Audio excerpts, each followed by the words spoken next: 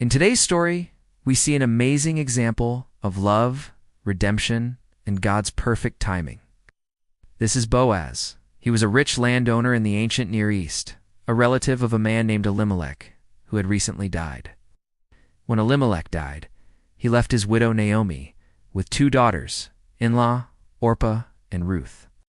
Now, Naomi and her 2 daughters-in-law were foreigners in this land, but they had no other place to go, so they stayed.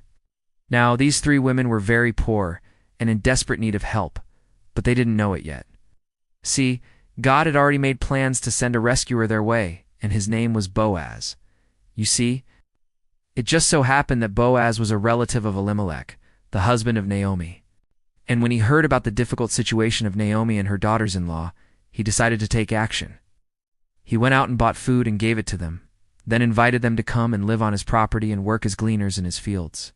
Now, gleaning was a common practice in ancient times where poor people were allowed to pick up the leftover crops after the main harvest was finished. It was a way for them to gather food for themselves and their families without having to pay for it. And so Naomi and her daughters-in-law went to work in Boaz's fields, and they quickly became known as the most diligent and hard-working gleaners. And Boaz noticed this and decided to show them even more kindness.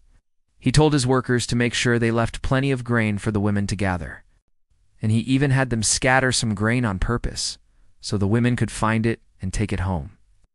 One day Ruth, one of Naomi's daughters-in-law, was gleaning in the fields when she happened to find out that Boaz was a direct descendant of Elimelech, which made him her closest relative. And when she told Naomi this, Naomi immediately knew what she had to do.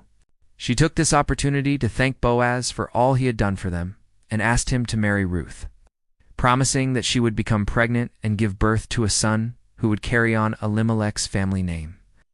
And so Boaz married Ruth, and they had a son together and named him Obed. And later on, Obed became the grandfather of King David. So you can see how this seemingly small act of kindness turned into an incredible blessing for both Ruth and for all of Israel. And we can learn a very important lesson from this story. No matter how small or insignificant we may seem in life, God can use us in mighty ways to bless others. And he can take our small acts of kindness and turn them into something great.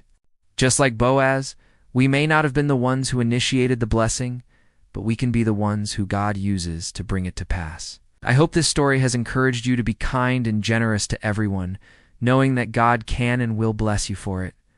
Until next time, remember to always choose love.